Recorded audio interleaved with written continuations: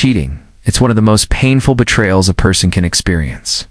When someone you love breaks your trust, it can shatter everything: your confidence, your sense of safety, even your understanding of love itself. But here's the question most people wrestle with. Why do people cheat? Why would someone risk destroying a relationship that once meant everything to them? Is it about desire? Boredom? Weakness? Or is there something much deeper, something psychological that drives people to cross that line? Today, we're going to uncover the real psychology behind why people cheat and what it actually says about them. Let's start with a truth that might surprise you.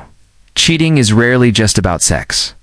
Sure, physical attraction and temptation can play a part, but most affairs begin long before anything physical happens. They start emotionally with unmet needs, emotional disconnection, or feelings of being unseen.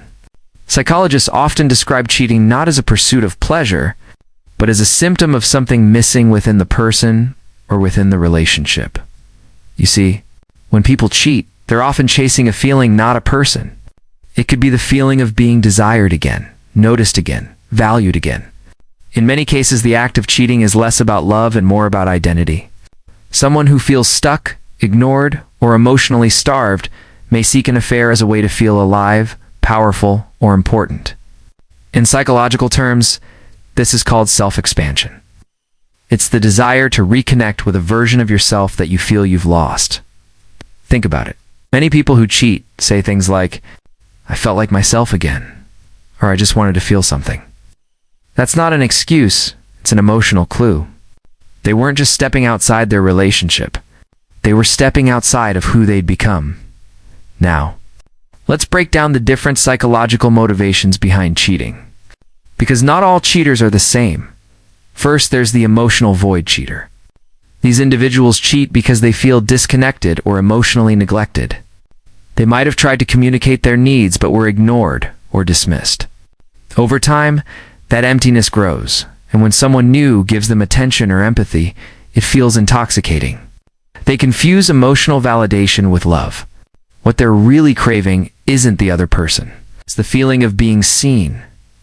Then there's the ego-driven cheater.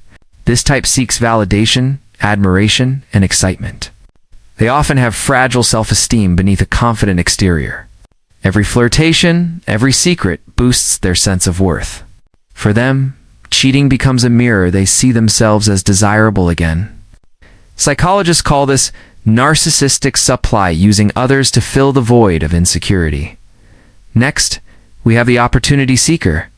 These are people who might not be deeply unhappy, but when an opportunity presents itself, they take it. It's impulsive, often fueled by thrill and novelty. This type of cheating often happens in environments where boundaries are weak, like during travel, at parties, or in workplaces. For them, it's about the rush. The adrenaline of getting away with something forbidden. Then there's the revenge cheater.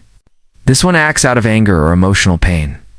Maybe they felt betrayed, ignored, or disrespected by their partner, and cheating becomes their way of balancing the scales. It's a destructive attempt to regain power.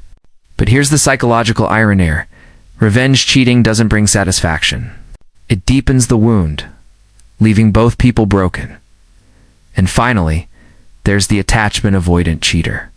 These people struggle with intimacy. The closer someone gets, the more suffocated they feel. Cheating becomes a subconscious way to create distance, to sabotage connection before it gets too real. Psychologists often see this pattern in people with avoidant attachment styles. They crave love but fear vulnerability, so they destroy closeness before it destroys them. Now, let's be clear: understanding why someone cheats doesn't justify it. It simply exposes the underlying wounds that drive it. Because behind every act of infidelity lies an emotional truth. Cheating is a form of escape. Escape from responsibility, from emotional discomfort, from one's own dissatisfaction. It's not just a betrayal of the partner, it's a betrayal of one's own integrity. Interestingly, research shows that many people who cheat still claim to love their partner. Sounds contradictory, right? But psychology explains it like this. Humans are capable of holding conflicting emotions. You can love someone deeply and still crave validation or novelty elsewhere. The problem isn't the love, it's the unhealed part of Yourself that doesn't know how to? Express those needs in a healthy way. Cheating is also influenced by what psychologists call cognitive dissonance. When someone does something that goes against their morals, it creates inner tension. To reduce that tension, the brain justifies the act. Thoughts like, my partner doesn't appreciate me, or it just happened, are ways of soothing guilt. Over time, these justifications become mental armor, protecting the cheater from facing their own actions. And then there's the role of temptation in the modern world. Social media, dating apps, and digital communication have made emotional affairs easier than ever. You can cross boundaries without ever touching someone. Like a late-night chat, a secret message, it all starts small. But emotional cheating is often more damaging than physical, because it creates an invisible triangle: your partner, you, and the person who now has your emotional attention. So what does this all mean? Ultimately, people cheat not because they're evil or incapable of love, but because they're avoiding something either within themselves or within their relationship. It could be unresolved trauma, low self-worth, unmet emotional needs, or a fear of vulnerability.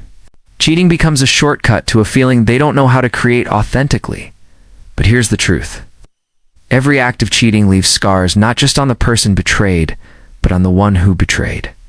The guilt, the secrecy, the constant mental conflict, it all takes a toll. The human mind is wired for connection and honesty. Living in deception slowly erodes self-respect. And once that's gone, no amount of attention or validation can replace it. If you've ever been cheated on, remember, someone else's betrayal says more about their emptiness than your worth. It's not your fault they lack the emotional maturity to face their dissatisfaction with honesty. And if you've ever cheated or come close, ask yourself what pain or fear you were trying to numb. Because the real healing doesn't come from hiding. It comes from facing the truth about yourself at its core. Cheating isn't about sex. It's about disconnection. Disconnection from your partner, from authenticity, and from your own inner self.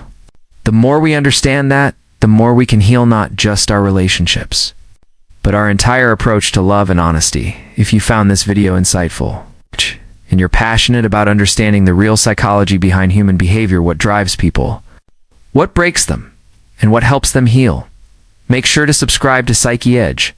Join a community where we explore the hidden truths of the human mind and help you see people and yourself with deeper clarity and power.